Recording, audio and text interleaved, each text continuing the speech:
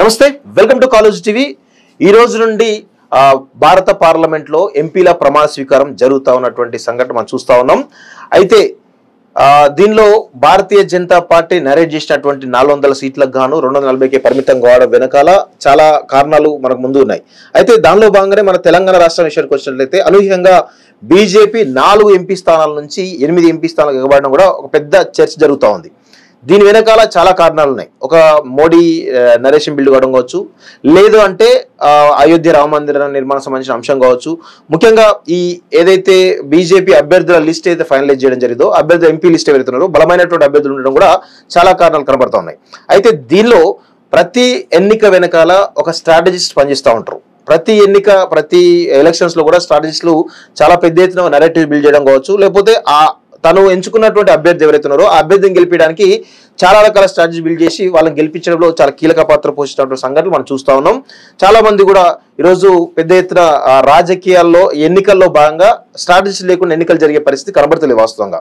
So ఈ పరిణామాల్లో తెలంగాణ రాష్ట్రంలో 2 కీలకమైన సెగ్మెంట్లు, అది కూడా సీఎం రేవంత్ రెడ్డి గతంలో ఎంపీగా ఉన్నటువంటి మల్కాజ్గిరి కావచ్చు, లేకపోతే సీఎం రేవంత్ రెడ్డి సొంత ఇలాకా అయినటువంటి మహబూబ్ నగర్ కావచ్చు, ఈ 2 సెగ్మెంట్లలో భారతీయ జనతా పార్టీ గెలవడం అదేవిధంగా సీఎం రేవంత్ రెడ్డికి చాలా భారీ శాఖ జరిగింది.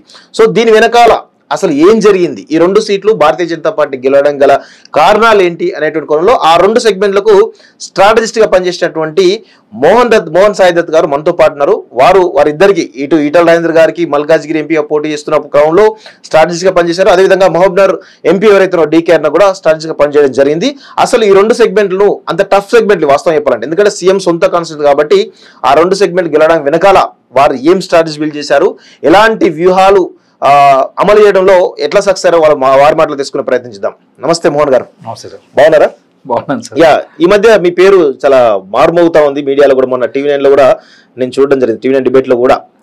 అంటే ముఖ్యంగా మీరు ఒక సక్సెస్ఫుల్ గా 2 కీలకమైనటువంటి టఫెస్ట్ సెగ్మెంట్లలో గెలుపొందలో స్ట్రాటజిస్ట్ గా మీ వ్యూహాలు పనిచేసినని చెప్పేసి మా దృష్టికి రావడం జరిగింది. అందుకే కాలేజ్ టీవీ స్టూడియో కూడా పిలిచి అసలు ఎట్లా జరిగింది అక్కడ పోలింగ్ సరళి కావచ్చు, ప్రచార సరళి కావచ్చు, మీ చేస్తున్న వ్యూహాలు ఎట్లా జరిగినాయో ఒక సెగ్మెంట్ వారికి, అంటే 2 సెగ్మెంట్లు కాబట్టి మల్కాజ్గిరి అండ్ మహబూబ్ నగర్. సో ముందుగా మనం మల్కాజ్గిరి నుంచి మాట్లాడే ప్రయత్నం చేద్దాం. మల్కాజ్గిరిలో సీఎం ఆయన సిట్టింగ్ స్థానం, అది చాలా టఫ్ ఉండే అవకాశం ఉందన్నారు. ప్లస్ బలమైనటువంటి కాంగ్రెస్ అభ్యర్థి కూడా బలంగానే ఉన్నాడు వాస్తవంగా. కానీ అనూహ్యంగా దాదాపు 4 లక్షల దగ్గరలో మీరు మెజార్టీ తీసుకురావడంలో మీ స్ట్రాటజీస్ పనిచేసి చెప్పేసి అనుకుంటా ఉన్నాం. సో దాని వెనకాల అసలు ఎలాంటి వ్యూహాలు మీరు రచించారు అసలు? నమస్కారం అందరికి. సో అంటే మేము మల్కాజ్గిరి కాన్స్టిట్యున్సీ తీసుకోవడానికి లేకపోతే మహబూబ్ నగర్ తీసుకోవడానికి ఒక కారణం ఉందండి. సో 2 సీఎం కాన్స్టిట్యున్సీలు అని మనం అనొచ్చు. ఒక దగ్గర సిట్టింగ్ కాన్స్టిట్యున్సీ, ఒకటి ఓన్ డిస్ట్రిక్ట్. సో ఈ రెండింటిని ఒక యంగ్ టీమ్, మాది చిన్న యంగ్ టీమ్, ఒక 15 మంది యంగ్ మంచి కాలేజెస్ నుంచి బయటకు వచ్చిన టీం అనమాట.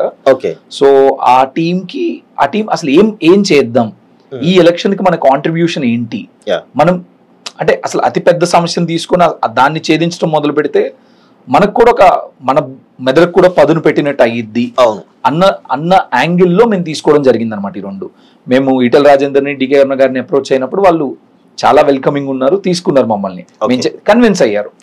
ఓకే దీన్ని జెన్యూన్ వర్క్ చేస్తున్నారు. పాస్ట్ లో నాకు ఒక 8 years ఎక్స్పీరియన్స్ ఉంది దీనిలో. ఇంతకు ముందు పాలిటికల్ కానీ, ఫీల్డ్ వర్క్ కానీ, సో కన్సల్టింగ్ కానీ, ఈ 3 కలిపి 8 సంవత్సరాల ఎక్స్పీరియన్స్ ఉంది నాకు. మా టీం వాళ్ళు కూడా ఒక్కొక్కరికి 5 ఏళ్ళు 6 ఏళ్ళు వేరే ఫీల్డ్స్ లో ఎక్స్పీరియన్స్ ఉంది.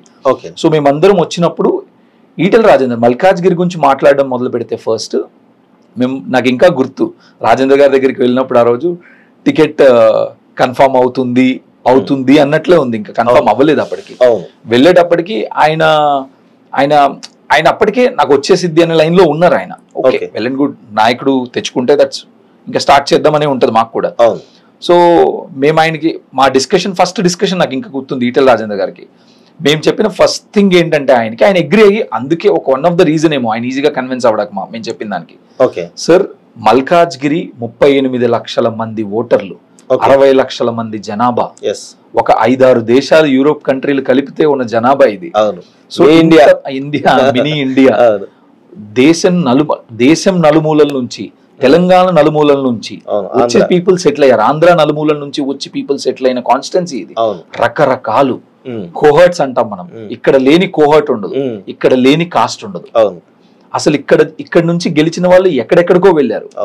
సత్యనారాయణ గారు కావచ్చు, సో దాని తర్వాత మల్లారెడ్డి గారు కావచ్చు, రేవంత్ రెడ్డి గారు కావచ్చు, ఈ కాన్స్టిట్యున్సీ నుంచి ఎవరు గెలినా ఒక ప్రాముఖ్యమైన ప్లేస్ కి వెళ్ళున్నారు ఇంతకు ముందు. సో మేము మాట్లాడేటప్పుడు ఆయనకి మేము ఫస్ట్ చెప్పింది ఏంటంటే, సార్ ఈ ఎలక్షన్ ని డబ్బులతో గెలవలేం, ఈ ఎలక్షన్ ని కులంతో గెలవలేం, ఎందుకంటే ఒక్క కులం లేదు ఇక్కడ. ఈ ఎలక్షన్ ని మతంతో గెలవలేం, ఈ ఎలక్షన్ ని దేంతోనూ గెలవలేం, ఈ ఎలక్షన్ కేవలం నేరేటివ్ తో గెలవగలం. ఒక స్ట్రాంగ్ నేరేటివ్, పబ్లిక్ ని, మెజారిటీ ఆఫ్ ద పబ్లిక్ ని కనెక్ట్ చేసే యాంగిల్లోనే ఈ ఎలక్షన్ ని గెలవగలం అన్నది చెప్పాం సార్. అన్నది చెప్తే ఆయన కూడా అగ్రీ చేశారు దాంతో. ఫస్ట్ మా మీటింగ్, సార్ దేంతోనూ గెలవలేం, దీంతో మాత్రమే గెలవగలం, మేమేమేమి చేస్తామో చెప్పిన తర్వాత ఆయనకి ఇది చెప్పామన్నమాట. చెప్తే ఆయనకి అది నచ్చింది. ఓకే, ఆయన కూడా అదే. మీరు ఏం నరేటివ్ తీసుకున్నారు జనరల్ గా? సో మేము కిందికి ఫస్ట్ బేస్ లైన్ స్టడీ అని చేస్తాం అనమాట. ఒక క్యాండిడేట్ ని తీసుకున్న తర్వాత బేస్ లైన్ స్టడీ, అసలు ఆ క్యాండిడేట్ మీద ఏం ఒపీనియన్ ఉంది, పార్టీ మీద ఏం ఒపీనియన్ ఉంది. ఒక్కొక్క అసెంబ్లీ సెగ్మెంట్ 7 అసెంబ్లీ సెగ్మెంట్స్ ఉన్నాయి, 7 కంట్రీస్ టైప్ ఉంటాయి. కుకట్పల్లి పబ్లిక్ కి, మేడ్చల్ పబ్లిక్ కి ఆస్మాన్ ఫరక్ డిఫరెన్స్ ఉంటుంది. కుత్బుల్లాపూర్, ఎల్బీ నగర్ కే చాలా డిఫరెన్స్ ఉంటుంది. కుత్బుల్లాపూర్ సెటిలర్స్ ఎక్కువ. సో అండ్ ఇంకోటి ఏంటి పైపెచ్చు, ఇక్కడ ఒక్క కాన్స్టిట్యున్సీ కూడా బీజేపీ గెలవలేదు. ఒక కాన్స్టిట్యున్సీ కూడా బీజేపీ గెలలేదు. ఒక ఎమ్మెల్యే లేడు, కార్పొరేటర్ లేడు. ఎల్బీ నగర్ ఉన్నారు, కార్పొరేటర్స్ ఉన్నారు, బట్ ఎమ్మెల్యేస్ లేరు. 7 ఎమ్మెల్యేస్. అది కాక ఎలక్షన్ అయి 4 నెలలు కూడా అవ్వాలి, 5 నెలలు కూడా అవ్వాలి. సో ఖచ్చితంగా ఇన్ఫ్లుయెన్స్ ఉంటుంది అనుకుంటాం. సో 7 అసెంబ్లీలు, ఒక్క అసెంబ్లీ కూడా లేదు. అయినప్పుడు మేము కింద స్టడీ చేసినప్పుడు మాకు ఒకటి బాగా అర్థమైంది. ఈటెల రాజేందర్ అనే అతను చాలా strong mass leader, mass connect ఉన్న లీడర్ కింద. అది మాకు క్లియర్ గా అర్థమైంది. ఒక strong candidate. So candidate is our strength అనుకున్నాం మేము కింద బేస్ లైన్ చేసినప్పుడు. సో మేమేమనుకున్నాం, హుజురాబాద్ నుంచి ఇక్కడికి మారుతున్నారు అనుకో, లేదు అసలు ఏం, పీపుల్ ఆర్ రికగ్నైజింగ్ హిమ్, ఈజీగా రికగ్నైజ్ చేస్తున్నారు. కిందికి వెళ్ళినప్పుడు ఒక స్టేట్ లీడర్ ఉండే ఇమేజ్ ఉంది ఆయనకి. సో ఓకే, ఈటెల రాజేందర్ది బాగా అనిపించింది. స్ట్రాంగ్ లీడర్ అనేది కింద నుంచి మాకు అర్థమవుతుంది, పర్సెప్షన్ పీపుల్ లో ఉంది, స్ట్రాంగ్ లీడర్, అందరూ గుర్తుపట్టగలుగుతున్నారు. రెండోది, మోదీ ఫ్యాక్టర్ విపరీతంగా ఉంది. అసలు మోదీ ఫ్యాక్టర్ ఎంత ఉందంటే, మనం ఎవరు కోటేస్తావు, ఎందుకు కోటేస్తామంటే మోదీ కోటేస్తా అంతే. ఎవరు కోటేస్తావు కాదు, ఎందుకు కోటేస్తామంటే మోదీ కోటేస్తా. Modi itself is a reason, మోదీయే రీజన్ అయిపోయాడు. ఎవరు కోటేస్తామంటే మోదీ కన్నా పర్లా. సో పువ్వు మోదీ రెండు సింక్ లో చెప్తారు మనకి ఆన్సర్లు చెప్పేటప్పుడు. ఈ 2 రీజన్స్. మూడోది ఏమనిపించింది అంటే, మాకు బీజేపీకి ఎప్పుడు కూడా అర్బన్ ఆడియన్స్ అట్రాక్ట్ అవుతున్నారు. అర్బన్ ఆడియన్స్ బాగా అట్రాక్ట్ అవుతున్నారు బీజేపీకి. ఎస్పెషలీ నేషనల్ లో బీజేపీ గెలుస్తుంది అనే ఒక సెంటిమెంట్ ఉంది కాబట్టి అర్బన్ ఆడియన్స్ ఎప్పుడు కూడా గెలిచే పార్టీని సపోర్ట్ చేస్తారు జనరల్ గా. సో గెలిచే పార్టీని సపోర్ట్ చేస్తారు కాబట్టి సెంట్రల్ లో గెలుస్తుంది, ఓకే బీజేపీ వెళ్ళిపోదాం. ఈ 3 కారణాలు మేజర్ గా కనపడినాయి. మా నేరేటివ్ అంటే ఏంటంటే అన్న, సింపుల్ గా మనం ఏ పని చేసినా ఆ పర్టికులర్ లైన్ కనపడుతూ ఉంటుంది మనకి. అంటే ఈటెల రాజేందర్ గారు ఏదన్నా మీరు మాట్లాడినా, ఒక ఈటెల రాజేందర్ గారు ప్రెస్ మీట్ పెట్టినా, ఈటెల రాజేందర్ గారు యూత్ తో మాట్లాడినా, ఈటెల రాజేందర్ గారు మహిళలతో, ఎవరితో ఇంటరాక్ట్ అయినా మీకు ఒక అండర్లయింగ్ లైన్ కనపడింది. ఆయన ఎప్పుడు కూడా మోదీ గారు దేశానికి కావాలి, మల్కాజ్గిరిని గెలిపించుకొని మోదీ గారిని బలపరుద్దాం అన్న లైనే ఉండేది మీకు ఎప్పుడు. మోదీ గారు, ఈటెల రాజేందర్ ఏంటి అనేది అందరికీ తెలుసు. దాంతో పాటుగా మోదీ, అక్కడ మోదీ, ఇక్కడ ఈటెల, ఆ టైప్ లో ఒకటి బిల్డ్ అయిందనమాట.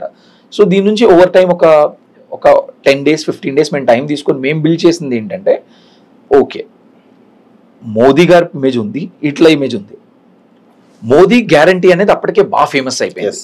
మోదీ గ్యారంటీ, ఈటెల ష్యూరిటీ అనే లైన్ తో వచ్చాం మేము. కింద పబ్లిక్ నుంచి తీసుకున్న ఒపీనియన్స్ అన్నిటిని అగ్రిగేట్ చేసిన తర్వాత వచ్చిన లైన్ ఇది మాకు. మోదీ ఉండాలి, ఈటెల ఉండాలి, Modi guarantee, Etela surety. So ఇక్కడ ఇంకోటి ఏంటంటే, కొత్త వాళ్ళు పాత వాళ్ళు అనే ఒక సబ్జెక్ట్ ఉంది పార్టీలో. సో మోదీ గారు కొత్త వాళ్ళు కాదు, కొత్త వాళ్ళు ఏం కాదు మోదీ గారు. సో మోదీ గారు is the face, Modi guarantee, Etela surety. So మనం ఏం చేసామంటే, సో ఎవరినైనా ఏమన్నా అంటారు ఎవరైనా పార్టీ వాళ్ళు, బట్ మోదీని ఏమనలేరు. సో మోదీ అనే అతను ఫ్రంట్ ఎండ్ ఉన్నాడు. ఇప్పుడు మనకి మన రథసారథి మోదీ. జస్ట్ దానిలో మనం రైడ్ అవుతున్నాం. ఈటల అనే అతను రైడ్ చేయించినాం దానిలో. సో అండ్ ఈటల గారు ఆల్సో లైక్ మోదీ గారికి అట్మోస్ట్ రెస్పెక్ట్ ఇస్తారనమాట. Like the way he tells, తనకి మీరు మీరు మీరు ఇంటరాక్ట్ అవుతూ ఉండేవాళ్ళు అప్పుడు, మీకు తెలిసి ఉంటుంది. సో ఆయన చాలా మోదీ గారి యాంగిల్లో మాట్లాడుతూ ఉండే అనమాట. సో ఆ రెండు సింక్ లోకి వచ్చి మోదీ గ్యారంటీ ఈటల షూరిటీ అనే లైన్ తీసుకున్నాం. దాన్ని బేస్ మీద ఒక స్ట్రాంగ్ లీడర్ కాబట్టి మల్కాజ్గిరికి ఒక ఎజెండా చెప్పినాడు, 8 ప్రామిస్లు. మోదీ గ్యారంటీ ఈటల షూరిటీ కింద 8 ప్రామిస్లు డెవలప్ చేసాం. ఆ 8 ప్రామిస్లు కూడా ఎలా ఉంటాయి, మోదీ గారి మాటల్లానే ఉంటాయి.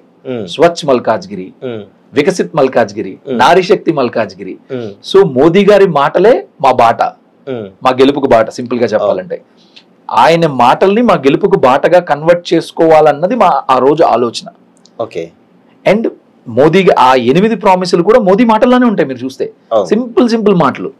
సో నారీశక్తి మల్కాజ్గిరి అంటే ఏం చేస్తాం, ఉమెన్ ఎంపవర్మెంట్ చేస్తాం. ఎలా చేస్తాం, స్కిల్ డెవలప్మెంట్ సెంటర్ పెట్టిస్తాం, సో పరిశ్రమలు డెవలప్ చేస్తాం, ఉమెన్ సెంట్రిక్. 8 షూరిటీస్ కింద సబ్ పాయింట్స్ ఉన్నాయి.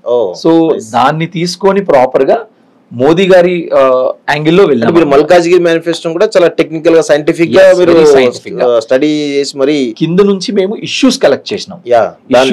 ఆ ఇష్యూస్ ని డైరెక్ట్ గా ఇష్యూస్ చెప్తే అర్థం కాదు జనానికి. 2 వేస్ లో ఎలక్షన్ కి వెళ్ళాలన్న వెళ్ళినప్పుడు, ఒకటి ఈ ఇష్యూస్ అన్ని నేను సాల్వ్ చేస్తానని వెళ్ళాలి. అంటే ఇక్కడ డ్రైనేజ్ ఉంది, ఇక్కడ top down approach, bottom top approach అంటారు అన్నమాట. బాటమ్ టాప్ అప్రోచ్ లో ఏంటంటే మనం ఒక డివిజన్ కి వెళ్తే ఈ డివిజన్ లో ఈ ఇష్యూస్ ఉన్నాయి నేను అడ్రస్ చేస్తాను, ఇక్కడికి వెళ్తే నేను ఈ ఇష్యూస్ ఉన్నాయి నేను అవి చేస్తాను, అన్ఎంప్లాయ్మెంట్ ఉంది అన్ఎంప్లాయ్మెంట్ ఇష్యూ ఉంది నాకు అర్థమైంది నేను చేస్తాను. ఇది ఒక టైప్ బాటమ్ టాప్, అంటే కింద ఇష్యూస్ ని అడ్రస్ చేస్తానని చెప్పడం. రెండోది ఏంటంటే మనం ప్రామిసెస్ ఇస్తాం కొన్ని, అది టాప్ డౌన్. మనం కొన్ని ప్రామిసెస్ ఇచ్చి అవి కిందకి తీసుకెళ్తాం. సో మేమేం చేసామంటే కింద ఇష్యూస్ మాకు అర్థమైన తర్వాత ఆ అర్థమైన ఇష్యూస్ ని 8 ప్రామిసెస్ కింద తీసుకొచ్చాం. ఆ 8 ప్రామిసెస్ ని కిందికి పంపించాం అనమాట. ప్రతి ఇంటికి రీచ్ అవుట్ అయ్యింది. మీరు ఒక స్టిక్కర్ ఉంటది చూస్తే, మోదీ గ్యారంటీ ఈటల షూరిటీ అని ఇద్దరిది ఫోటో ఉంది, ఇలా రౌండ్ స్టిక్కర్ ఒకటి ఉంటది. సో దాన్ని ప్రతి ఇంటికి తీసుకెళ్లగలిగాం. మోదీ అనే పేరుతో ఈటల రాజేందర్ వెళ్ళారనమాట ప్రతి ఇంటికి మోదీని తీసుకెళ్ళాం, ఆయనతో పాటు ఈటల రాజేందర్ తీసుకెళ్ళాం. That is one of the important things. ఆ రోజు ఈటల గారికి నేరేటివ్ అని చెప్పిన దాన్ని ఒక 15 రోజుల్లో ఆయనకు చూపించినప్పుడు ఆయన అగ్రీ చేస్తాడు. ఆయన బర్త్డే రోజు లాంచ్ చేసాం అనమాట మేనిఫెస్టో. ఆయన బర్త్డే రోజు లాంచ్ చేశాడు. లాంచ్ చేద్దామంటే చేద్దాం. ఈటల రాజేందర్ గ్రేట్ ఏంటంటే మనం ఇప్పుడు ఒకటి చెప్పాం అనుకోండి, ఆయన కన్విన్స్ అయ్యండి అనుకోండి, ఎక్కువ టైం తీసుకోడు, ఇంకా మళ్ళీ డిస్కషన్ ఉండదు ఎక్కువ, ఇంకా నాన్చడు దాన్ని, అది చేసేద్దాం. కానీ ఆయన దగ్గర ఒక క్వాలిటీ ఉందని విన్నాను. ఒకవేళ మీలాంటి వాళ్ళు మనలాంటి వాళ్ళు ఎవరైనా చెప్తే ఇమీడియట్ గా అది మైండ్ లో పెట్టుకుంటాడు, అది ఎప్పుడు అవసరం వచ్చినప్పుడు వాడతాడు, అది వారం తర్వాత వాడతాడా సంవత్సరం తర్వాత వాడతాడో తెలియదు, ఏదో ఒక టైంలో ఖచ్చితంగా వాడతాడని విన్నా చాలా సార్లు. ఆయన లైక్ మెమరీ పవర్, జ్ఞాపక శక్తి అంటాం కదా సార్, ఎలిఫెంట్ మెమరీ పవర్ చాలా కాలం గుర్తుంటది. ఒకటి చెప్తే మేము ఫస్ట్ లో చెప్పిన మాట ఆఖరి రోజు వరకు గుర్తుంది, ఆ 90 రోజుల తర్వాత కూడా ఆయనకు గుర్తుంది. అనుకునేవాడు అది ఇంత రోజు పొద్దున్నే లేస్తే పొద్దున్నే 6 మొదలైంది క్యాంపెయిన్, రాత్రి 11 దాకా 10 దాకా నడిచేది. 10 రోజు, ఒక రోజు కాదు. అరే ఏంటిది, మేము స్కెడ్యూల్ వేసేవ్వడం ఈజీ, కానీ ఇంప్లిమెంటేషన్ మరి ఇప్పుడు స్ట్రాటజిస్ట్ ఏం చేయగలరు? స్ట్రాటజిస్ట్ అయినా ఒక పొలిటికల్ ఎయిడ్ అయినా ఎవరైనా ఏం చేయగలరు?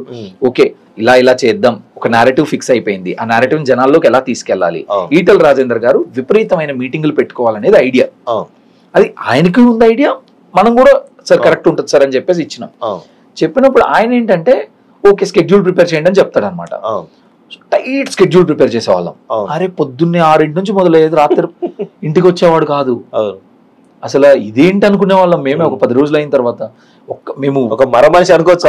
నేను ఇంతకు ముందు చాలా వాళ్ళ దగ్గర పనిచేశాను, బట్ అంత ఇంటెన్సిటీతో పొద్దున మీరు 6 గంటలకు మీతో ఎలా మాట్లాడతాడో రాత్రి 10 గంటలకు అలాగే మాట్లాడతాడు మనిషి. తేడా ఏం చెప్పలేరు మీరు. ఏంటి ఎవ్రీ గంటకు ఫ్రెష్ అవుతున్నాడు ఏంటి అనుకుంటా, ఏం లేదు, కారులోనే కూర్చుంటాడు, దిగుతాడు, మీటింగ్ మీద పడతారు. మీరు చూసే ఉండి, మీరు కవర్ చేశారు కదా, మీకు తెలుసు. అయితే ఇప్పుడు జనరల్ గా మల్కాజ్గిరి అంటేనే దాదాపు 7 కాన్స్టిట్యున్సీలు, 38 లక్షల ఓటర్లు దాదాపు. సో మీరు అన్నారు 60 లక్షల జనాభా అని చెప్పి అన్నారు. అంటే ఇంత పెద్ద కాన్స్టిట్యున్సీలో ప్రచారాన్ని గ్రౌండ్ లెవెల్ దాకా మీరు అన్న టైట్ షెడ్లు పెడుతున్నప్పుడు, ఎంత టైట్ షెడ్ పెట్టినప్పుడు కూడా మ్యాన్ టు మ్యాన్ కలవడం కావచ్చు, లేకపోతే ఒక గల్లీలకు వెళ్ళడం కావచ్చు, అంత ఈజీ కాదు వాస్తవంగా. దాన్ని ఎట్లా మీరు అధిగమించారు? అంటే ఆ ప్రచార శైలిలో మీరు అవలంబించినటువంటి వ్యూహాలు ఏంటి అసలు? సో ఒకటేంటంటే అన్న, ఎంత పెద్ద స్ట్రాటజిస్ట్ ఎవరైనా లీడర్ లీడర్ దగ్గర దమ్ము ఉంటే నడిచిద్ది, లీడర్ దగ్గర దమ్ము లేకపోతే నడవదు. ఏదైనా అది నాకే కాదు, లేకపోతే ఈ కాన్స్టిట్యున్సీలోనే కాదు, ఏ కాన్స్టిట్యున్సీలోనే లీడర్ మమ్మల్ని నమ్మి కూర్చోబెట్టుకున్నాడు పక్కన. ఓకే వీళ్ళు గట్టి వాళ్ళు అని మమ్మల్ని పక్కన కూర్చోబెట్టుకుని మా మాట వినడం మొదలు పెట్టాడు. మేము ఇచ్చేదాన్ని ఇంప్లిమెంట్ చేయడం మొదలు పెట్టాడు, ఆయన చెప్పడం మొదలు పెట్టాడు. మేము చాలా నేర్చుకున్నాం ఆయన దగ్గర నుంచి. ఆయన పొలిటికల్ నాలెడ్జ్ మేము మ్యాచ్ కూడా అవ్వలేము. బట్ మేమెక్కడ అంటే జనానికి ఈజీగా అర్థమయ్యే పందాలో తీసుకుపోగలిగాం. క్యాంపెయిన్ ఇప్పుడు ఫర్ ఎగ్జాంపుల్ 2 విధాలుగా జరిగేది. ఒకటి లీడర్ సెంట్రిక్ జరిగేది, లీడర్ విజిట్ చేయడం ఇదంతా ఒక ఎత్తు. రెండోది బీజేపీ క్యాడర్. అసలు బీజేపీ క్యాడర్ పిచ్చెక్కిపోతాం అన్న కిందికి ఇదేంటి అసలు గోలా, ఇది ఎక్కడ గోలా, కమిట్మెంట్ అసలు ఇదే మనకే అనిపించింది. ఏంటి వీడు అసలు ఇదేంటి అసలు నిజమన్నా, లైక్ మనకి ఆ కమిట్మెంట్ నేను ఎక్కడ చూడలేదన్న. వేరే పార్టీ పెట్టినా పెట్టకుండా అసలు నిరంతరంగా గర్వంలో పనిచేస్తారని చాలాసార్లు అసలు కంప్లీట్ వన్ సైడ్ ఉంటుంది అన్న కింద. ఇంకా నువ్వు ఇంకోటి మాట్లాడలేవు. ఇంకో వేరే పార్టీ ఐ డోంట్ నో వేరే పార్టీ, బట్ ఇక్కడ అసలు మీరు వేరే పార్టీ గురించి సబ్జెక్టే తినేడు. అలాంటి క్యాడర్ అన్నమాట. గెలుస్తున్నాం ఇంకొక డిస్కషన్ ఉండదు ఒకసారి వెళ్ళిన తర్వాత. గ్రూపులు ఉన్నాయి, గోల్ ఉంది, అవన్నీ ఉన్నాయి, అవన్నీ సెకండరీ. అల్టిమేట్ ఫైనల్ గోల్ గెలవడని కన్విన్స్ చేసుకుంటూ. సో ఒకటి కాడర్ వెళ్ళింది కిందికి, కాడర్ చాలా గట్టిగా పనిచేసింది అన్న. అసలు మరి వాళ్ళు ఏంటో మోటివేషన్ ఏందో, ఆ మోదీ పట్ల అభిమానం ఏందో. ఇక్కడ ఎలా అయిపోయిందంటే అన్న, ఎవరికి ఓటేస్తావంటే మోదీ అంటారు, ఎందుకు ఓటేస్తావన్నా మోదీ అంటారు. అంటే అయోధ్య రామ మందిరం ఎఫెక్ట్ ఏం పని చేయలేదంటారా? పని చేసిందన్న, బట్ దానికన్నా పెద్దగా మోదీ అనే సబ్జెక్ట్ ఉంది. మోదీ అనే అతను సెల్ఫ్లెస్ గా పనిచేస్తున్నాడు దేశం కోసం అనేది జనం విశ్వసిస్తున్నారు ఈరోజు. సెల్ఫ్లెస్ గా, ఆ సెల్ఫ్లెస్నెస్ అనేది అంటే నిస్వార్థంగా పనిచేయడం అనే ఒక సబ్జెక్ట్ కి చాలా ఇష్యూస్ యాడ్ అవుతున్నాయి. నిస్వార్థంగా పనిచేసే వ్యక్తి కష్టపడుతున్నాడు, 18 గంటలు కష్టపడుతున్నాడు అనేది ఉంది పీపుల్లో. ఎందుకు కష్టపడుతున్నాడు? నిస్వార్థంగా 18 గంటలు కష్టపడుతున్నాడు అంటే క్రెడిబిలిటీ బిల్డ్ అయింది దాని నుంచి. సో ఒక క్యారెక్టర్ ఉంది మోదీ అనే అతనికి పబ్లిక్లో ఈరోజు. సో ఇవన్నీ ఒక పెద్ద ఫ్యాక్టర్ క్యాడర్కి ఒక మోటివేషన్ ఇస్తున్నాయి. ఎందుకు పనిచేస్తున్నాం అంటే మోదీకి పనిచేస్తున్నాం. ఎందుకు పనిచేస్తున్నాం అంటే నాకు తెలిసి రామ్ మందిర్ కన్నా కూడా నాకు తెలిసి మోదీ అనే ఇమేజే పెద్ద సబ్జెక్ట్ రామ్ మందిర్ కన్నా. కానీ మీరు ప్రచార శైలిలో పోతున్నప్పుడు మీకు ఒక 2-3 దెబ్బలు గట్టి తగిలినాయి. కంటోన్మెంట్ అభ్యర్థి అంటే అప్పుడు మాజీ ఎమ్మెల్యేగా పోటీ చేసినటువంటి శ్రీ గణేష్ పోవడం కావచ్చు, కుత్బుల్లాపూర్లో చాలా పట్టున్నటువంటి వ్యక్తి శ్రీశైలం యాదవ్ అనుకుంటా, శ్రీశైలం గౌడ్ పోవడం కావచ్చు, కొంత ఇలాంటి కొన్ని సినారియోస్ జరిగినాయి వాస్తవంగా. సో దీంతో మీకేమి ఇబ్బంది కలగలేదా ప్రచారంలో కానీ, లేకపోతే ఓటర్లను కలవడంలో కావచ్చు? ఒక లేయర్ అంటే మీకు కుత్బుల్లాపూర్ రావాలంటే శ్రీశైలం గౌడ్ ఉంటేనే వెళ్ళాల్సిన అవసరం ఉంటుంది, ఇటు కంటోన్మెంట్ శ్రీ గణేష్ ఉంటే వెళ్ళాల్సి ఉంటుంది. అంటే ఒక బ్రేక్ జరిగింది మీకు అక్కడ కాన్స్టిట్యూన్సీ పోవడానికి, ఒక బ్రేక్ జరిగింది. దాన్ని ఎట్లా మీరు అధిగమించారు వస్తాను? సో ఇక్కడ 2 ways లో అధిగమించామన్న దాన్ని. అసలు ఫస్ట్ శ్రీ గణేష్ గారిది అయితే మాకు షాక్ గా అనిపించింది. మిగతాది కొంచెం గెస్ట్ చేయగలిగిన, మిగతాది అది సడన్ షాక్ లాగా వచ్చింది. సో లీడర్ స్ట్రెంగ్త్ అన్న, అలాంటి షాక్ వచ్చినప్పుడు లీడర్ ఎంత అబ్జార్బ్ చేసుకుంటాడు దాన్ని. క్యాడర్ డిమోరలైజ్ అవ్వనివ్వలేదు ఎక్కడ. ఆయన పని అయింది అన్న. పొద్దున్నే 6 to రాత్రి 11 మీరు ఏం చేయండి, ఉన్నా ఎవరన్నా, వెళ్ళిపోయినా ఎవరన్నా, ఎవరు పని చేసినా చేయకపోయినా ఆయన పని అయితే ఆయన ఎక్కడ తగ్గనివ్వడు అన్న దాన్ని. సో లీడర్ ఏం చేసేవాడు అంటే, ఇప్పుడు కుత్బుల్లాపూర్ తగ్గుతుందని తెలిసింది అనుకోండి, అక్కడ ఎక్కువ తిరిగేవాడు. మాకే బాగా అనిపించేది, సార్ ఎందుకు సార్ అంటే వీక్ గా ఉన్న దానిలో ఎందుకు ఎనర్జీస్ వేస్ట్ చేయడం, ఎల్బీ నగర్ స్ట్రెంత్ ఉంది ఇంకా స్ట్రెంగ్ చేద్దాం అనే వాళ్ళం. లేదు, ఆయన లీడర్ కి వేరే ఒపీనియన్ ఉంది. లీడర్ గట్టు చివరికి మేము. సో కుత్బుల్లాపూర్ ఏంటంటే, బట్ బీజేపీ క్యాడర్ కూడా చాలా ఎక్కువ ఉందన్న, తెలవని క్యాడర్. సో ఇప్పుడు కుత్బుల్లాపూర్ లో నార్త్ ఇండియన్స్ ఎక్కువ. నార్త్ ఇండియన్స్ వర్క్డ్, మీరు ఆశ్చర్యపోతారు. ఎక్కడి నుంచో వచ్చి పని చేసుకునే వాళ్ళు కూడా they are also ready to work for party. అంటే ఒక ప్రజలే క్యాడర్ అయ్యారు కొన్ని దగ్గరలో, ఎస్పెషల్లీ కుత్బుల్లాపూర్. అంత బీఆర్ఎస్ ఎంత మెజారిటీతో గెలిచింది అక్కడ, రాష్ట్రంలోనే హైయెస్ట్ మెజారిటీ అది. అంత గెలిచినా కూడా క్యాడర్ అనేది బిల్డ్ అయింది అక్కడ బీజేపీకి ఇప్పుడు. ఇంకొకటి ఏంటంటే బీఆర్ఎస్ క్యాడర్ కూడా ఏం చేయాలో అర్థం కాలేదు వాళ్ళకి ఎలక్షన్ టైంలో. లేదు వాళ్ళకి. నేను చాలా వరకు చూసాను, చాలా మంది కొంతమంది తోటి బీఆర్ఎస్ నాయకులు కాంగ్రెస్ నాయకులతో మాట్లాడుతున్నప్పుడు అన్న ఈసారి ఖచ్చితంగా బీజేపీ కానీ రాజేంద్ర కోటేయాలని ఫిక్స్ అయినా మేము ఓటు వేసినామని చెప్పేసి ఓటు వేసిన తర్వాత చాలా మంది ఫోన్ చేశారు. ఆ నరేషన్ ఎట్లా బిల్డ్ అయింది అసలు? ఆ క్యాడర్ కూడా కాంగ్రెస్ క్యాడర్ కానీ బీఆర్ఎస్ క్యాడర్ కానీ అసలు ఈ రాజేంద్రన్న కోటేయాలనే ఒక నరేషన్ ఎట్లా బిల్డ్ చేయాలి అసలు? సో ఒక స్ట్రాంగ్ క్యాండిడేట్ ఉంటే లాభం అదే అన్న. ఎప్పుడైనా ఒక 3-way కంటెస్ట్ అన్నారు first. 3-way contest BJP Congress ఇదే అన్నారు. కాంగ్రెస్ రూలింగ్ లో ఉంది, బీజేపీ సెంట్రల్ లో రూలింగ్ లో ఉంది, వచ్చిద్ది అంటున్నారు. అప్పుడు స్లోగన్ ఏంటి? ఆప్కి 400 పార్ అనేది స్లోగన్ సెంట్రల్ లో. మోదీయే చెప్తున్నాడు 400 పార్ అని.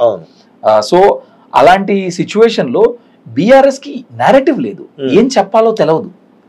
నాకు ఎందుకు ఓటెయ్యండి అని చెప్పడానికి కారణం లేదు. ఆ కారణం లేదు. వేరాజ్ బీజేపీకి ఒక కారణం ఉంది, కాంగ్రెస్ కి ఒక కారణం ఉంది. సో అక్కడ బీఆర్ఎస్ క్యాడర్ అవుట్ అయిపోయింది. రెండోది ఏంటంటే బీఆర్ఎస్ లోంచి ఒక అంటే ప్రముఖ నాయకులు కాంగ్రెస్ లో జాయిన్ అవడం జరిగింది. కాంగ్రెస్ లో జాయిన్ అవడంతో బీఆర్ఎస్ క్యాడర్ ఎజిటేట్ అయిపోయింది. ఏమైనా ఎజిటేట్ అయిపోయింది, ఏం జరిగినా పర్లా వీళ్ళు గెలవకూడదనే లైన్కి వెళ్ళారు. ఈ రెండు దగ్గరలో ఏం జరిగినా పర్లా, మా క్యాండిడేట్ గెలిచినా గెలవకపోయినా పర్లా, వీళ్ళు మాత్రం గెలవకూడదు. మీరు టిపికల్ గా చూస్తే ఇదే జైరాబాద్ లో కూడా పడింది ఇంపాక్ట్. ఈ ఇద్దరు లీడర్స్ ఇక్కడ చేవెళ్ళ గారు, రంజిత్ గారు కానీ, ఇక్కడ ఈయన కానీ, మహేందర్ రెడ్డి గారు కానీ, వీళ్ళు పార్టీకి ఎప్పుడైతే జాయిన్ అయ్యారో బీఆర్ఎస్ క్యాడర్ ఓర్చుకోలేకపోయింది దాన్ని. అంత ఇంపార్టెన్స్ ఇచ్చింది బీఆర్ఎస్ పార్టీ. వాళ్ళు ఏంటి మమ్మల్ని కష్టకాలంలో వదిలిపోయారనే సెంటిమెంట్ బాగా ఉంది వాళ్ళ. బీఆర్ఎస్ గెలిచినా గెలవకుండా కాంగ్రెస్ మాత్రం ఓడాలి. అవును. ఒక పాయింట్ లో కేటీఆర్ గారు కూడా చెప్పారు, నమ్మి మోసపోయాను నేను వీళ్ళని అని. అది బాగా వెళ్ళింది క్యాడర్ లోపలికి. క్యాడర్ లోపలికి బాగా వెళ్ళింది. బీజేపీ ప్లస్ అయింది కదా, బీజేపీకి ప్లస్ అయింది. అది యాక్చువల్ గా బీజేపీకి ప్లస్ అయింది. అండ్ ఇంకొకటి ఏంటంటే బీజేపీ క్యాడర్ కూడా ఈ అర్బన్ కాన్స్టిట్యున్సీ కాబట్టి వెల్కమింగ్ ఉంది. వెల్కమింగ్ రూరల్ కాన్స్టిట్యున్సీలో వెల్కమింగ్ ఉండకపోవచ్చు, బట్ మేము మహబూబ్ నగర్ చూసేటోళ్ళం అంత వెల్కమింగ్ లేదు. ఇక్కడ వెల్కమింగ్ ఉంది, క్యాడర్ వెల్కమ్ చేస్తుంది కొత్తోడు వచ్చినా కూడా. సో కింద లెవెల్ అంటే పై లెవెల్ ఎలా ఉన్నా కూడా కింద లెవెల్లో మాత్రం వెల్కమింగ్ ఉన్నారు. సో తీసుకున్నారు, కన్వర్ట్ చేసుకోగలిగారు, ఓటు పడి. మీరు మెజారిటీ ఇంకా పెద్ద ఎత్తున ఎక్స్పెక్ట్ చేశారా, లేదంటే ఒక 4 నుంచి 5 లక్షలు వస్తాయని అనుకుంటారా మీరు? మెజారిటీ కన్నా కూడా మేము కాన్స్టిట్యున్సీ బై కాన్స్టిట్యున్సీ ఇట్లా గారికి చెప్పేవాళ్ళం అనమాట ఫీడ్బ్యాక్. ఆయన పెద్ద శాంపుల్ అడిగేవాళ్ళు మమ్మల్ని, మోహన్ మాకు ఇంకా పెద్ద శాంపుల్ కావాలనేవాడు అనమాట. ఎంత శాంపుల్ అనేవాడు ఫస్ట్, ఆయన తెలుసు కదా పందా. సో అంటే సరే అని చెప్పేసి తీసుకొచ్చేవాళ్ళం అనమాట. తీసుకురాగానే ఆయన ఏమనేవాడు, ఆయన గెలిచేస్తున్నాం మోహన్, మెజారిటీ ఎంత అనే సబ్జెక్ట్ డిస్కషన్ ఉండేది ఎప్పుడు. ఇక్కడ ఎంత వచ్చింది, ఈ కాన్స్టిట్యున్సీ ఎంత, ఈ కాన్స్టిట్యున్సీ ఎంత, ఈ 7 కాన్స్టిట్యున్సీలు ఎక్కడెక్కడ ఎంత వచ్చింది అనేది డిస్కషన్ ఉండేది తప్ప ఎప్పుడు కూడా అంతకు మించి ఏం లేదు. డిస్కషన్ ఎప్పుడు గెలుస్తున్నామనే డిస్కషన్. ఆ 7 కాన్స్టిట్యున్సీలు మేము చెప్పేవాళ్ళం ఇలా, కుత్బుల్లాపూర్ వీక్ ఉన్నాం సార్, మేడ్చల్ వీక్ ఉన్నాం సార్, స్ట్రెంథన్ అవ్వాలి సార్ అని చెప్పేవాళ్ళం. సో కుకట్పల్లిలో కూడా మనకు ఒక నాయకులు వీక్ ఇన్యాక్టివ్ అయ్యారు ఆ టైంలో. సో అది కూడా ఇంపాక్ట్ పడిద్దేమో అని అనుకున్నాం. Cantonment Secunderabad cantonment, Medchal, Quthbullapur weak ఉండొచ్చు అనుకున్నాం క్యాండిడేట్ మారిపోవడం ఇదంతా చూసిన తర్వాత. బట్ మాకు ముందు నుంచి కూడా 1,00,000 దాటిద్ది అనేది క్లియర్ గా కనపడుతూ ఉంది. ఒక ఎల్బీ నగరే కొట్టిద్ది గట్టిగా, మీరు చూసారు కూడా ఎల్బీ నగర్. సో ఎల్బీ నగరే గట్టిగా కొట్టింది కొట్టడం. సో అని మేము ఫస్ట్ నుంచి కాన్ఫిడెంట్ ఉండే. సో అండ్ లీడర్ కూడా కాన్ఫిడెంట్ ఉన్నాడు. మేము 2 చెక్ చేసుకునే వాళ్ళం సార్, ఇప్పుడు మీతో కూడా మాట్లాడుతూ ఉండేవాళ్ళం. ఇంకోటి ఏంటంటే సార్, ఇక్కడ క్రియేటివ్ ఇవ్వాల్సింది నేరేటివ్ అంటాం కదా. మా నేరేటివ్ లో మేము మీ అందరితో చెక్ చేసుకున్నాం, మీతో మాట్లాడడం కానీ. So inputs sir, collective effort ఇది. చాలా మంది ఇన్పుట్స్ తీసుకుంటాం మేము. మాకన్నా కూడా ఆ లోకల్ గా మీరు కానీ వేరే ఛానల్స్ కానీ లేకపోతే కాడర్ కానీ, కాడర్ది మనం మాట వినగలగాలి సార్ కరెక్ట్ గా. వాళ్ళు ఏం చెప్తున్నారో అర్థం చేసుకోగలగాలి. వాళ్ళ ఆస్పిరేషన్ కి తగ్గట్టు నాయకుడిని రెడీ చేస్తే నెత్తిని పెట్టుకుని మోయడానికి రెడీగా ఉంటుంది ఎప్పుడు కాడర్. వాళ్ళకి తగ్గట్టు లీడర్ బిహేవ్ చేస్తే డన్. ఇక్కడ this is a classic example sir. ఎంత మెజారిటీ వచ్చిందంటే 2 మీరు అనుకున్నంత కంటే ఎక్కువ వచ్చింది మెజారిటీ ఖచ్చితంగా. మేము 2.5 అనుకున్నాం సార్, ఉన్నదే చెప్తున్నాం, 2.5 అనుకున్నాం. కానీ ఇప్పుడు మీ ప్రత్యర్థి కాంగ్రెస్ అభ్యర్థి ఎవరైతే సునీత మహేందర్ రెడ్డి, వాళ్ళ భర్త మహేందర్ రెడ్డి కావచ్చు, ఆయన కొంత ఫెరోషియస్నెస్, అంటే ఆయనకు ఉండేటువంటి పొలిటికల్ బ్యాక్గ్రౌండ్ అంతా కూడా కొంత క్రిమినల్ బ్యాక్గ్రౌండ్ ఉండడం జరిగింది. అంటే ఏమైనా దాడులు జరుగుతాయి అనేటువంటి దాంట్లో కావచ్చు, ఏమైనా గొడవలు జరిగే అవకాశం ఉందనేది ఏమన్నా మీరు ఆలోచించి అట్లాంటి ఏమైనా జరిగే అవకాశం ఉందని ఏమన్నా అనుకున్నారా? మీకు అదే చెప్తున్నాను సార్, లీడర్ మేము పనిచేసిన మా లీడర్ చాలా గట్టోడు సార్, గట్టోడు తెలుగులో మనం మాట్లాడాలంటే. అలా ఆయన వీక్ గా కనబడతాడు కానీ చాలా చాలా గట్టోడు, మెంటల్లీ చాలా గట్టోడు, పేషెన్స్, అసలు తన పర్సిస్టెన్స్, ఒక దాన్ని వదిలిపెట్టడు. ఏదన్నా చిన్న ఇష్యూ వచ్చినా సాల్వ్ చేసేస్తాడు వెంటనే. గొడవని పెంచే స్వభావం లేదు ఎక్కడ, గొడవను తగ్గించే యాంగిల్కి పోతాడు తప్ప పెంచడు సార్ ఎక్కడ. మీరు కూడా ఉన్నారు కదా, గొడవను ఎక్కడ పెంచడు. సో అన్నారు చాలా మంది గొడవలు అవుతాయి, అదవుతాయి, ఇదవుతాయి, అక్కడక్కడ అయినాయి కూడా అక్కడక్కడ రెచ్చగొట్టడాలు అవన్నీ అయినాయి. బట్ ఎక్కడ కూడా లీడర్ ఎక్కడ బ్యాలెన్స్ కోల్పోలేదు, క్యాడర్ ని కరెక్ట్ గా డ్రైవ్ చేయగలిగాడు. అండ్ సెంట్రల్ పార్టీ లీడర్షిప్ కూడా చాలా ఫోకస్డ్ గా ఉంది కాన్స్టిట్యున్సీ మీద, ఎప్పటికప్పుడు రివ్యూలు తీసుకోవడం. వాళ్ళు కూడా హ్యాండ్ ఇన్ హ్యాండ్, ఎక్కడ గొడవను పెద్దది అవనివ్వలేదు. ఎన్ని గ్రూపులు ఎన్ని ఉన్నా కూడా గొడవ రానివ్వలేదు ఎక్కడ. ఒక గొడవ వస్తే వెంటనే అడ్రస్ చేసి సాల్వ్ చేశారు. కానీ మీరు చూసారు కదా అది పెద్ద గొడవ అయింది మనకి, సో దాన్ని సాల్వ్ చేయగలిగాం కిషన్ రెడ్డి గారు ఇన్వాల్వ్ అయ్యే టైంకి. సో బాగా ఎక్కడ పెద్దది అవ్వలేం లేదు సార్. పెద్దది అవనిచ్చైతే అది ఒక ఈ గొడవ జరిగితే ఆ గొడవని మనం కూడా రియాక్ట్ అయితే అది వేరే దగ్గరికి స్ప్రెడ్ అవ్వడానికి ఛాన్సెస్ ఉన్నాయి. బట్ ఆ గొడవని మనం వద్దు ఇక్కడతో ఆపేద్దాం అని ఒక పార్టీ తీసుకున్నప్పుడు అది పెరగదు అనే దానికి ఇది ఒక ఎగ్జాంపుల్. సో ఇప్పుడు ఇంకొక important constituency Mahabubnagar. So Mahabubnagar లో మీరేమో ఈటల రాజేందర్ గురించి చెప్తూ చాలా సులువుగా మీ ఎలక్షన్ స్ట్రాటజీస్ లో భాగంగా ప్లస్ మీ లీడర్ ఎవరైతే ఉన్నారో ఈటల రాజేందర్ గారు వినడం కావచ్చు, ఆయన పనిచేసే తత్వం కావచ్చు, ఇవన్నీ కలిసినాయి వెరసి ఆయన మీరు అనుకున్న మెజార్టీ కంటే ఎక్కువ వచ్చేసింది.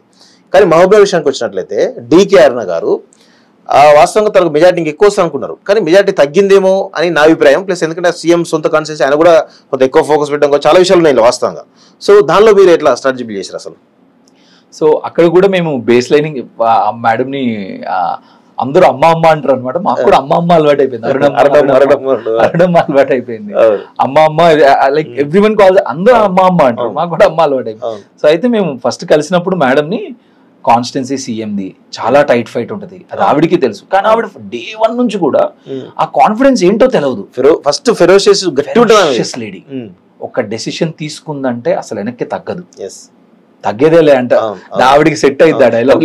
టికెట్ కూడా చాలా లేట్ గా వచ్చినట్టు, సెకండ్ లిస్ట్ లో వచ్చినట్టు. మేము కాకపోతే ఫస్ట్ లిస్ట్ కు ముందు నుంచే పనిచేయడం మొదలు పెట్టేసాం, చాలా ముందు నుంచి మొదలు పెట్టాం. ఆవిడకి ఏంటంటే కింద ఆవిడ ఇమేజ్ ఎలా ఉంది, కింద పరిస్థితి ఏంటి, ఇష్యూస్ ఏమున్నాయి, ఆ బేస్ వర్క్ లీడర్షిప్ ఎలా ఉంది, ఏ అసెంబ్లీలో లీడర్షిప్ ఎంత స్ట్రెంగ్త్ ఉంది, ఆర్గనైజేషన్ ఎంత ఉంది మనకి, ఆ మండలాల వారీగా మన స్ట్రెంగ్త్ ఏంటి అని ఐడెంటిఫై చేసుకుంటూ వచ్చాం. సో కొడంగల్ చాలా ఇబ్బందిగా ఉంటది అనేది మాకు ముందు నుంచి తెలుసు. అక్కడ లీడ్ వచ్చినట్టుంది వచ్చింది. సో అక్కడ ప్రాబ్లం ఉంటది అనేది మాకు తెలుసు. బట్ మేము కింద స్టడీ చేయడం మొదలు పెట్టినప్పుడు మేడం ఒకటే చెప్పారు, మోహన్ గెలుస్తున్నాం, డిస్కషన్ లేదు దీనిలో, ఎలా ముందుకు పోవాలి, ప్రాబ్లం ఎక్కడా లేకుండా ముందుకు ఎలా వెళ్ళాలన్నదే మనం వర్కౌట్ చేసుకోవాలి, కరెక్ట్ మనం అనుకున్నది కిందకి తీసుకెళ్ళగలగాలి, అలాగే మనకేమన్నా కావాలంటే అడిగి పైనుంచి తెచ్చుకోగలగాలి. సో మనం కరెక్ట్ క్లారిటీతో ఉండాలి. పరిస్థితి వాస్తవ పరిస్థితులు నాకు చెప్పండి, గెలుస్తున్నాం ఇది కాదు, బ్లంట్ ఫీడ్బ్యాక్ అడిగేది ఆవిడ. బ్లంట్ ఫీడ్బ్యాక్ చెప్పండి అనేది. ఇట్లా గారు కూడా బ్లంట్ ఫీడ్బ్యాక్ చెప్పండి అనేవాడు. ఒక మీద చెప్పాలి మోహన్, మీరు కొంతమంది లీడర్లు నెగిటివ్స్ చెప్తే తీసుకోలేరు, తీసుకోకుండా మళ్ళీ రివర్స్ గా మాట్లాడతారు. వ్యత్యాసం కనబడ్డా మీకు? ఈటల రాజేందర్ క్యాడర్ దగ్గర ఏ లీడర్ అయినా సరే పాజిటివ్ ఉందనే మాట్లాడాలి. అవును, ఇప్పుడు మా దగ్గరకు అక్కర్లేదు కదా సార్.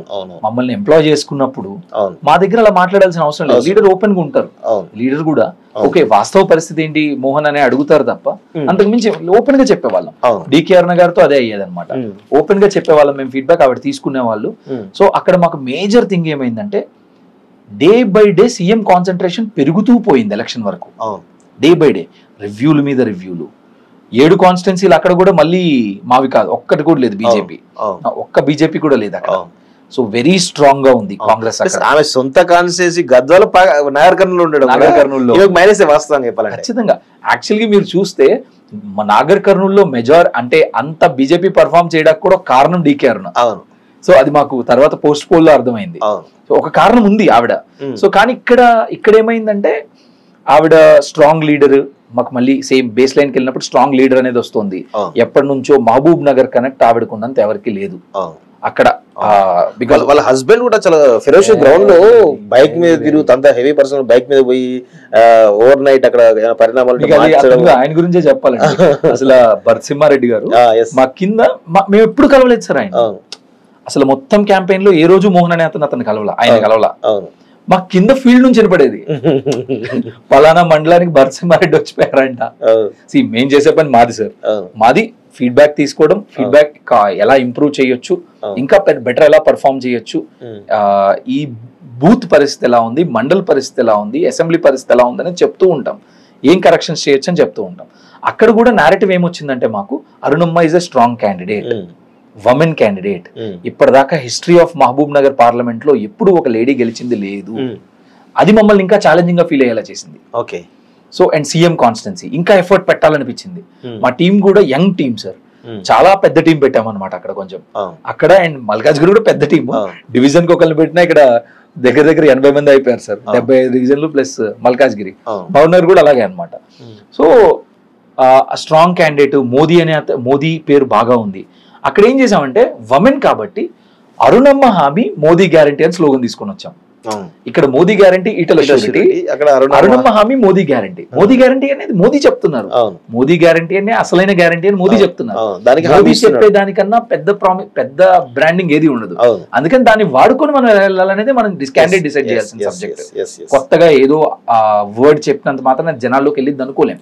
సో అందుకని అరుణమ్మని మోదీతో పాటు తీసుకుని వెళ్ళాం. Okay. Dissatisfied cadre problem create చేయదు, కొత్త క్యాడర్ యాడ్ అయ్యింది. కానీ అరుణ గారు లేకుండా ఒకవేళ జితేంద్ర గారు టికెట్ ఇచ్చి ఖచ్చితంగా ఓడిపోయేదా గెలిచేదా?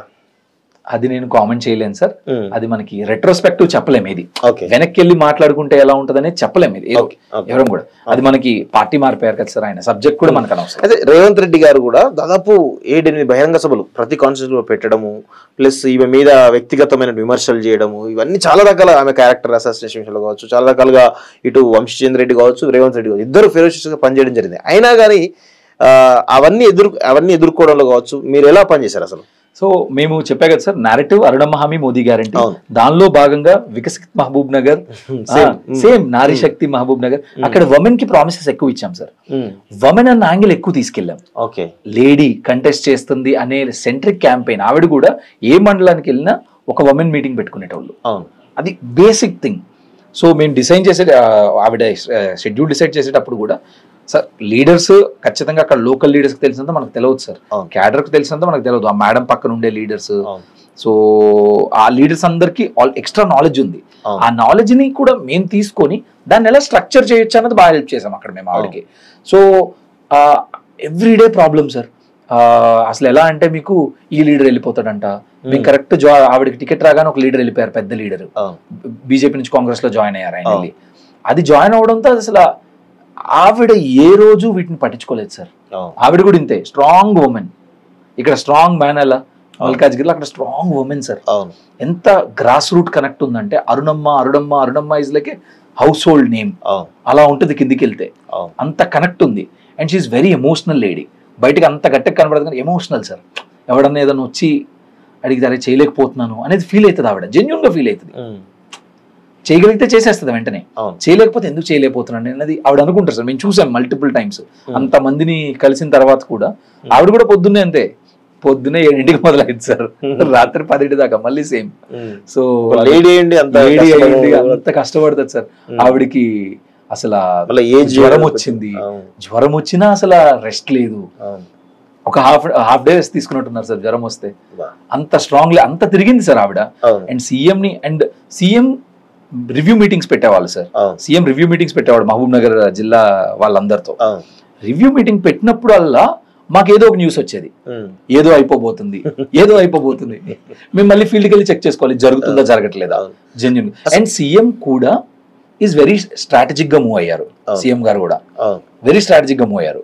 ఎలా అంటే కొడంగల్ ఒక బేస్ గా చేసుకొని కొడంగల్లో 50,000 టార్గెట్ ఇచ్చారు. మీరు చూస్తే కాంగ్రెస్ పార్టీకి 50,000 ఫస్ట్ ఇచ్చిన టార్గెట్ కొడంగల్ కి. సో కొడంగల్ కి టార్గెట్ పెట్టి మిగతా వాటికి టార్గెట్లు ఫిక్స్ చేసుకోమని చెప్పాడు ఎమ్మెల్యేలకి. నేను ఇంత మీరెంత అనే సబ్జెక్ట్కి వెళ్ళిండు. ఓకే. సో ఎవరికి వాళ్ళకి ప్రూవ్ చేసుకోవాలి. సీఎం రేపటి రోజున ఏ పని కావాలన్నా సీఎం దగ్గరికి వెళ్ళాలి. సో అందుకని ఆయన ఫస్ట్ టార్గెట్ పెట్టుకున్నాడు తనకి తను టార్గెట్ పెట్టుకుని మిగతా వాళ్ళకి టార్గెట్ సెట్ చేయడానికి మొదలు పెట్టాడు.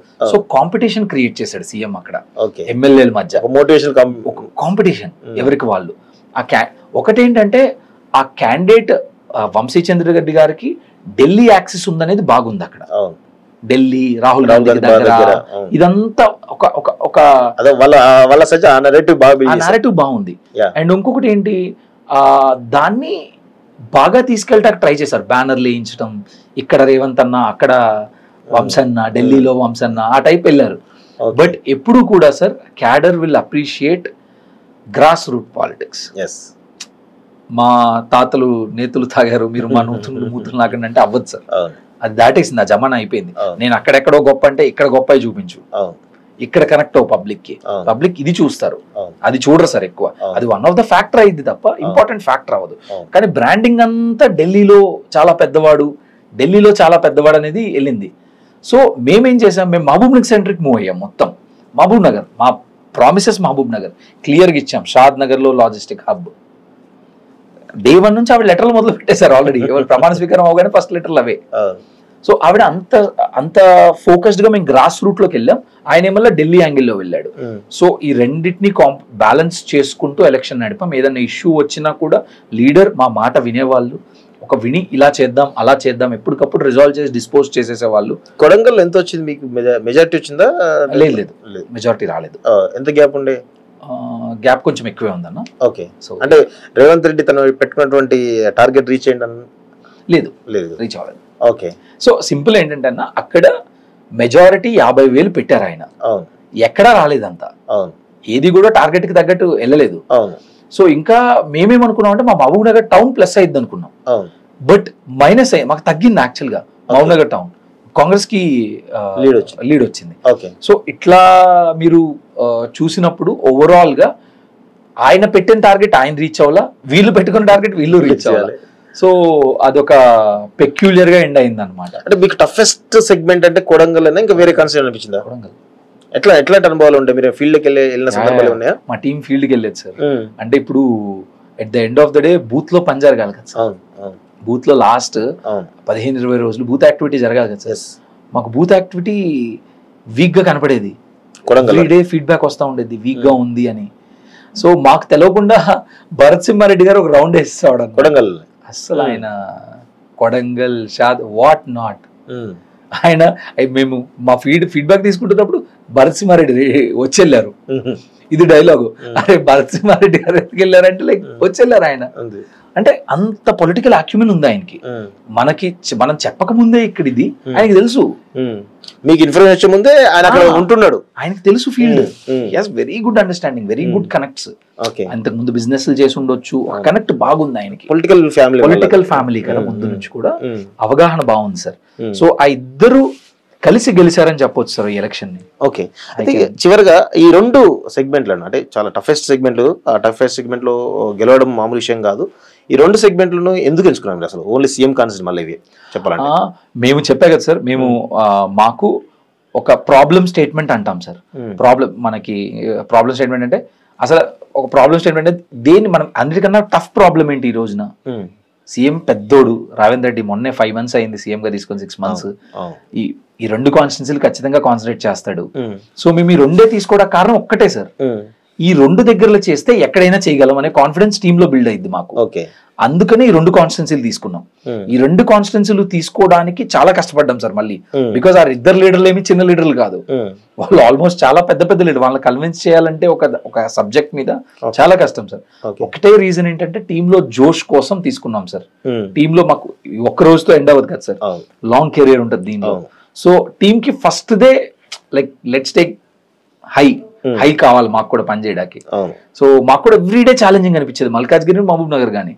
సో అంటే ఎట్లా అంటే మీరు నేర్చుకున్న అంశాలు ఏంటి? అంటే కొత్తగా, అంటే గత 7 సంవత్సరాల్లో మీకున్న ఎక్స్పీరియన్స్ కాకుండా ఈ రెండు సెగ్మెంట్లో మీరు ఇంప్రూవ్ చేసుకున్న అంశాలు కావచ్చు, అరే మేము గత 7 సంవత్సరాలు చేయలేని ఇటువంటి ఎక్స్పీరియన్స్ ఈ రెండు సెగ్మెంట్లో చేసినటువంటి ఎక్స్పీరియన్స్ ఏమైనా ఉందా అంటే అంశాలు?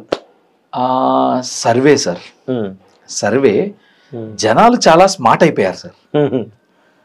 సర్వేలు ఫెయిల్ అయిపోతాయి మీకు ఈ రోజున. ఈ మోటు పందాలో సర్వేలు ఏ అయితే చేస్తామో ఫెయిల్ అయిపోతాయి సార్. అసలు మీరు కిందకి వెళ్ళి సర్వే చేస్తే ఒకటి వస్తుంది, ఇప్పుడు మీలాగా జర్నలిస్టులతో మాట్లాడితే ఇంకోటి వస్తుంది. ఇదేంది ఈటల గారికి తీసుకోండి, కిందికి వెళ్ళి మాట్లాడినప్పుడు ఏంటి, కాంగ్రెస్ కేస్తాం గవర్నమెంట్ రూలింగ్ లో ఉంది కాబట్టి పబ్లిక్ ఏమంటారు, వేస్తామని చెప్తారు. కొంచెం డిగ్ చేసినప్పుడు నెక్స్ట్ లెవెల్కి వెళ్ళి వాడిని డైరెక్ట్ క్వశ్చన్ అడగకుండా ఇండైరెక్ట్ గా క్వశ్చన్స్ అడిగినప్పుడు మనకు రిజల్ట్ వస్తుంది. బట్ డైరెక్ట్ క్వశ్చన్స్ వెళ్ళినప్పుడు ఓడి అసలు ఎవరు ఓపెన్ అవ్వట్లేదు సార్. ఆ జమానా అయిపోయింది అనేది నేను ఈ ఎలక్షన్ తో తెలుసుకున్నాను సార్.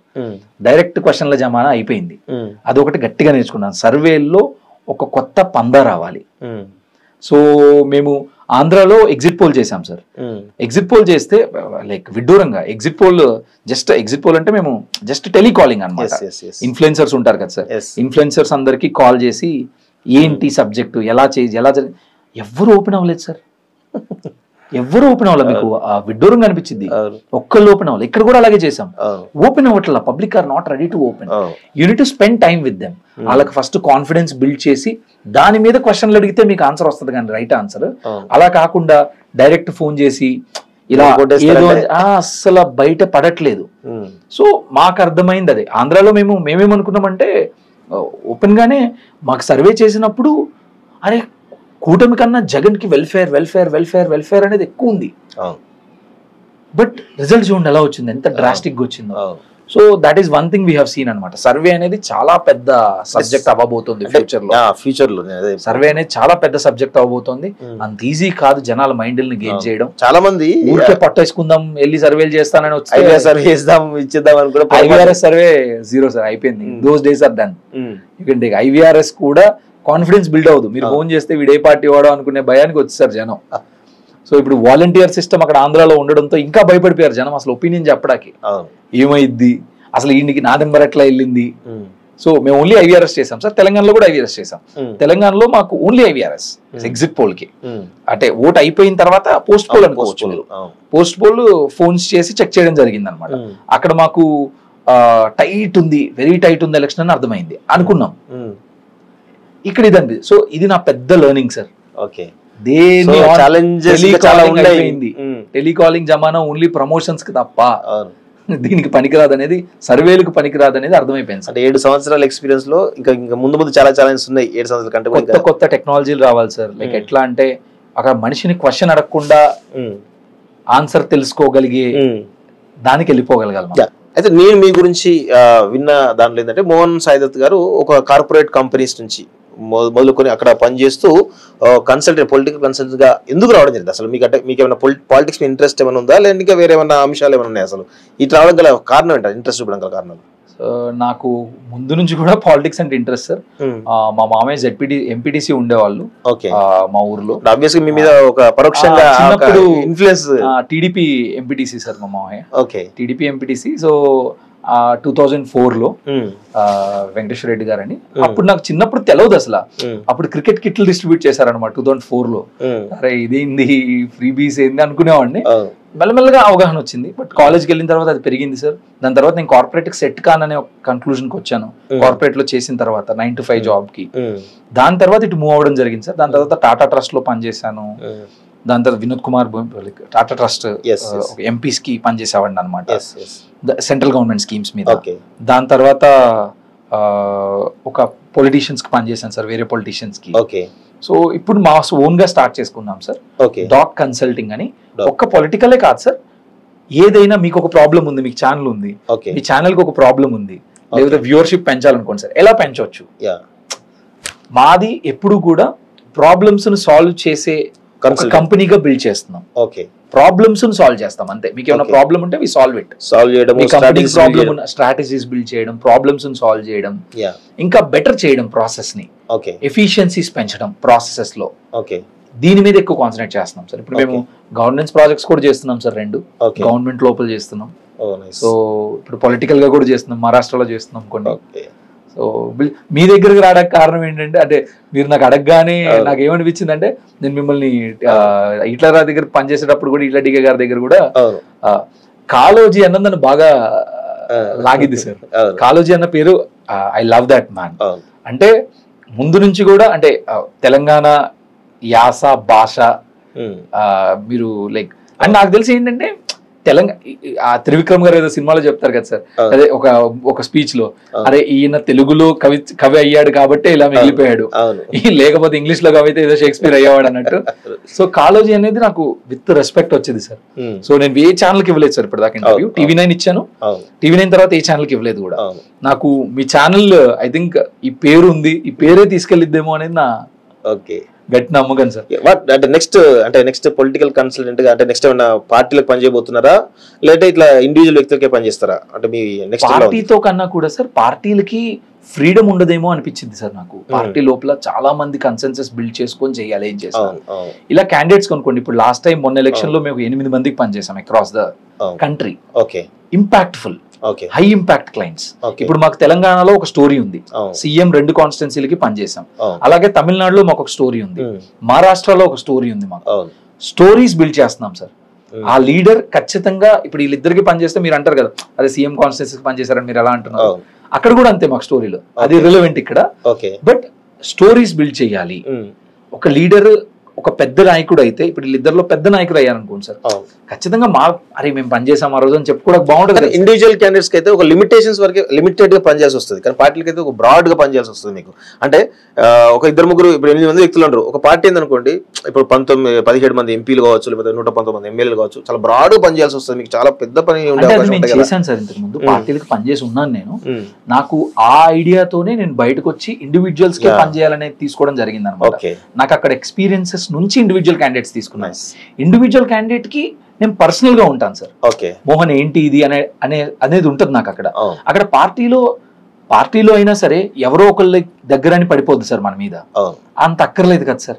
ఇప్పుడు ఆ గ్రూపుల్లో అదంతా మనకి ఎందుకు సార్, ఇక్కడ ఒక్కళ్ళే దేవుడు, ఆ దేవుడిని చూసుకుంటూ రోజు అయిపోతుంది. నాకు వేరే మహబూబ్ నగర్ లో ఉన్నదానిలో సాటిస్ఫైడ్ గా పనిచేయాలి, డెడికేటెడ్ పనిచేయాలి. వాళ్ళు ఇంప్రూవ్ అవుతారు, మనము ఇంప్రూవ్ అవుతాం. ఆ కెరీర్ ఒక్కరోజు, ఒక పొలిటీషియన్ ఒక రోజు స్టార్ట్ అవ్వదు, ఒక రోజు ఎండ్ అవ్వదు. పార్టీ ఒక రోజు స్టార్ట్ అవ్వదు, ఎండ్ అవ్వదు. సో ఈ పొలిటీషియన్స్ లాంగ్ కెరియర్స్ ఉంటాయి వీళ్ళకి. యంగ్ ఉన్నారు 3 మాకు, వాళ్ళు లాంగ్ కెరియర్ ఉండబోతుంది వాళ్ళకి. వాళ్ళతో పాటు అసోసియేట్ అవుతాం మేము లాంగ్ రన్ లో. సో ఇట్లా ప్లాన్ చేస్తున్నాం అనమాట. Stories, we don't want parties కి పనిచేయాలనేది ప్రస్తుతానికి ఉద్దేశం లేదు మాకు. But going further we might think, but ప్రస్తుతానికి అయితే లేదు సార్ అసలు. క్యాండిడేట్స్ కి ప్రాబ్లమ్ స్టేట్మెంట్స్, మాకు మీరు ఒక ప్రాబ్లమ్ స్టేట్మెంట్ ఇస్తే దాన్ని సాల్వ్ ఎలా చేయాలి అనే టైప్ లో బిల్డ్ అవుతుంది. ఇక్కడ మీకు కొన్ని ఛాలెంజెస్ కూడా ఉంటాయి.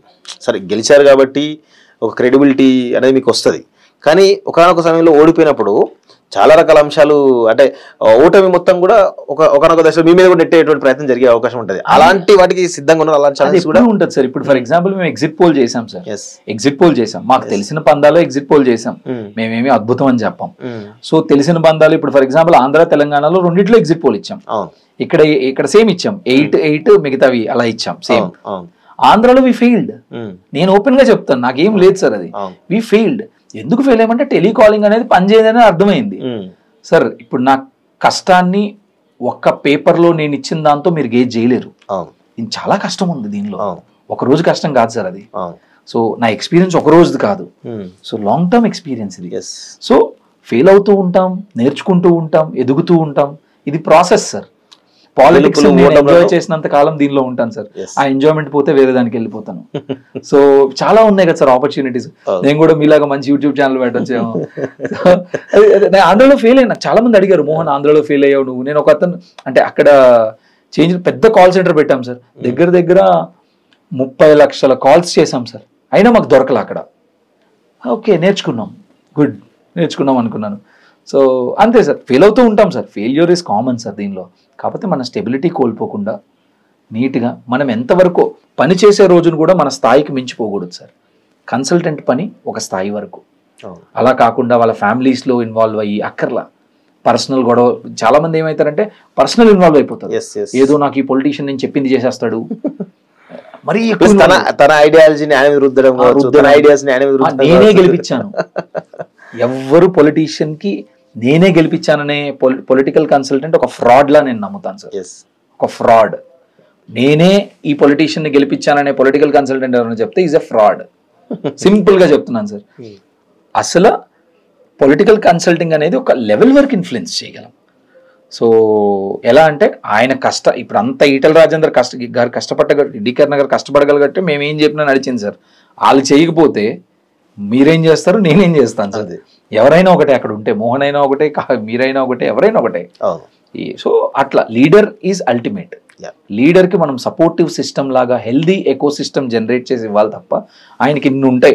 నేను మీతో యూట్యూబ్ ఛానల్స్ ఉండే సార్. అక్కడ యూట్యూబ్ ఛానల్స్కి మా నేరేటివ్ చెప్పేవాళ్ళం క్లియర్గా, అంటే ఆర్గనైజ్ చేసేవాళ్ళం. అప్పటిదాకా ఆర్గనైజ్ అవ్వలే, కామన్ నేరేటివ్ రన్ అవ్వాలి, వేరే వేరే నేరేటివ్లు కాదు రన్ అవ్వాల్సింది.